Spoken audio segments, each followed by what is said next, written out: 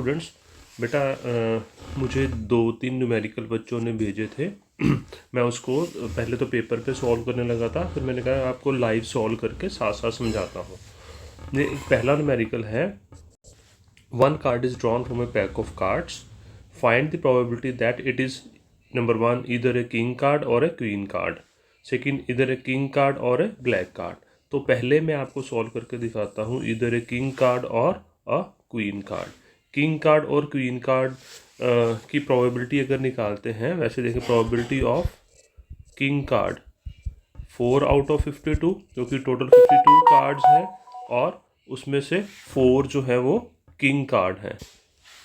Similarly probability of queen card भी 4/52 है, क्योंकि 52 में से 4 कार्ड्स जो हैं वो क्वीन के होते हैं।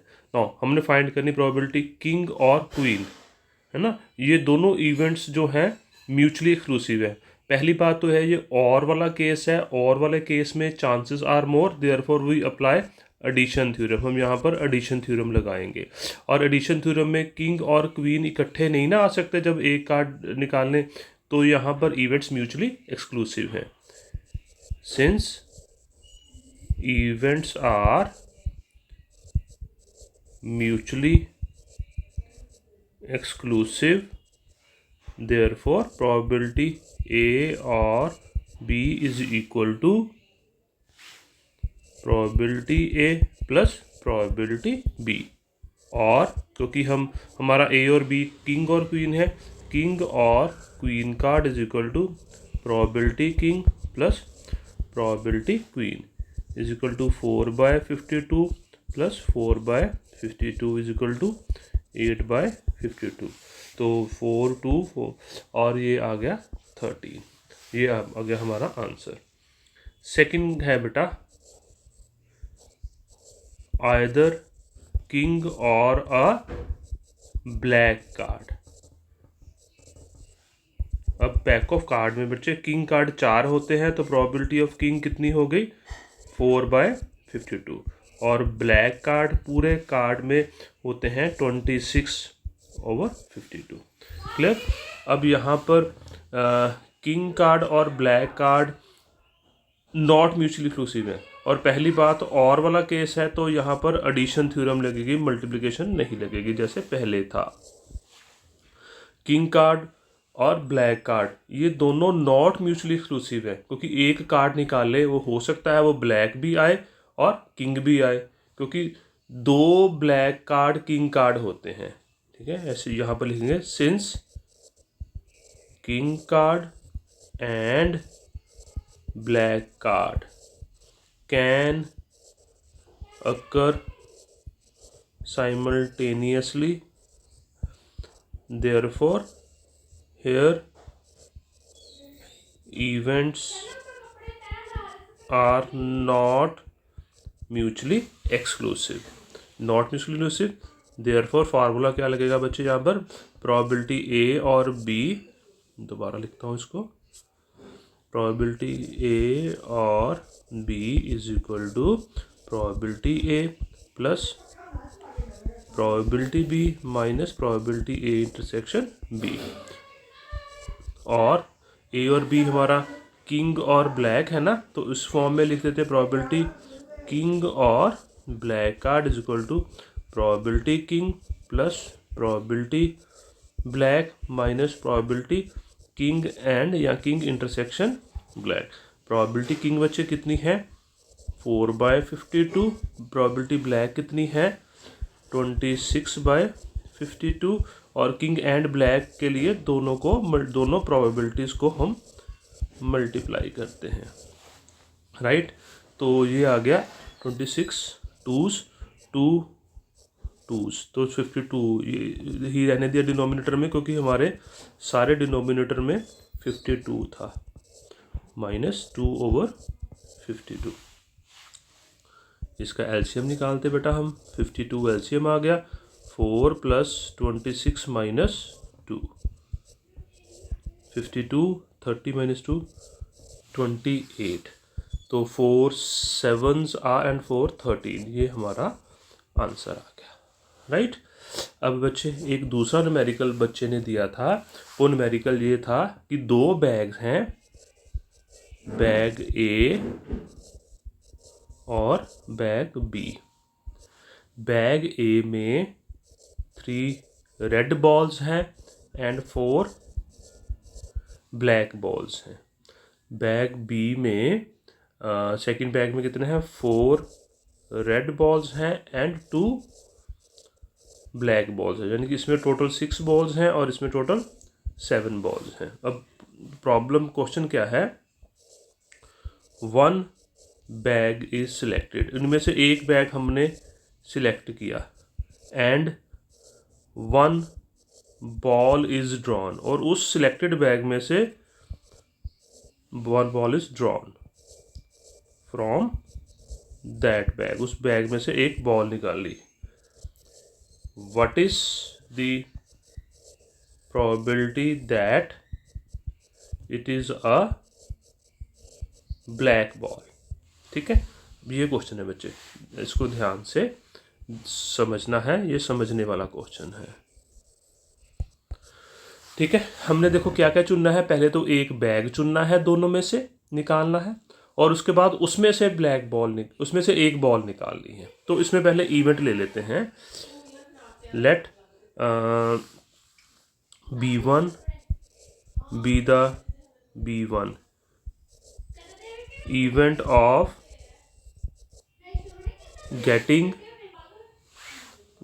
B1 be the event of getting bag 1, ठीक है, and B2 be the event of getting bag 2, and B मान लेते हैं black ball, be the event of getting black ball, right.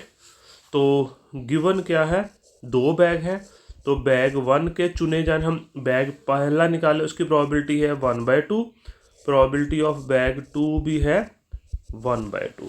ठीक है, अब प्रोबेबिलिटी ऑफ ब्लैक बॉल 2 तरह के निकल सकती है ना, probability of getting black ball with condition bag 1 is selected, कि अगर बैग 1 सिलेक्ट हो जाए तो ब्लैक बॉल की प्रोबेबिलिटी कितनी है, 4 out of 7, 4 out of 7। Probability of black ball with condition bag 2 has been selected is, bag 2 में से ब्लैक बॉल की प्रोबेबिलिटी कितनी, 2 out of 6। क्लियर। अब ये जो हमारा इवेंट है ना बच्चे, कि वो ब्लैक बॉल निकले, ये इवेंट 2 तरह से आ सकता है। The event black ball can occur in 2 mutually exclusive ways, that is bag 1 and black ball, है ना, बैग 1 चुना जाए और ब्लैक बॉल आ जाए, और बैग 2 एंड ब्लैक बॉल। ठीक है, यही होगा ना, कि ये जो ब्लैक हमारा, हमने यही फाइंड करना ना कि probability of getting black ball, ये जो ब्लैक बॉल का इवेंट है वो 2 तरह से आ सकता है, या बैग 1 चुना जाए और ब्लैक बॉल आ जाए, या बैग 2 चुना जाए और ब्लैक बॉल आ जाए।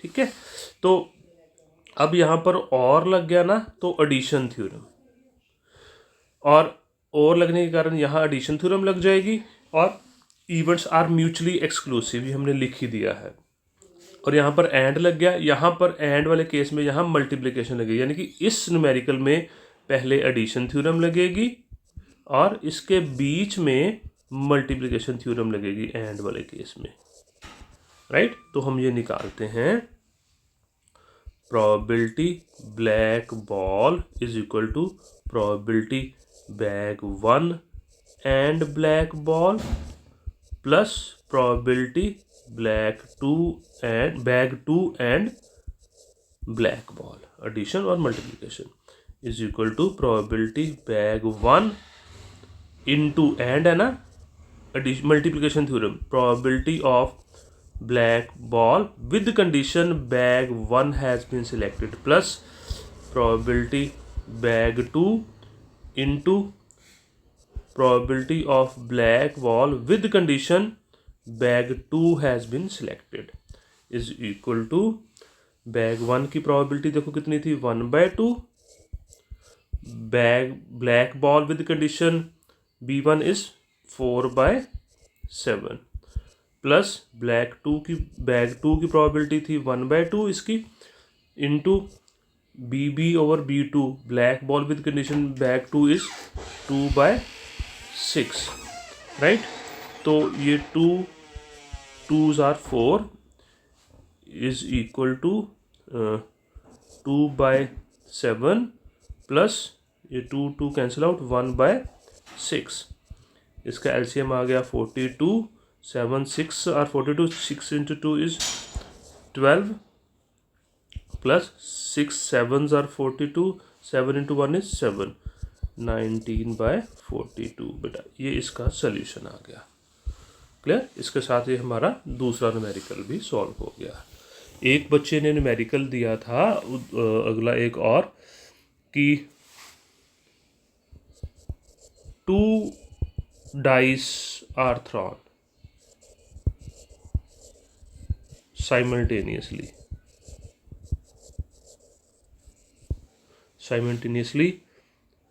3 times.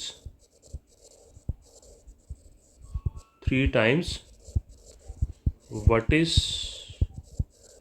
the probability that we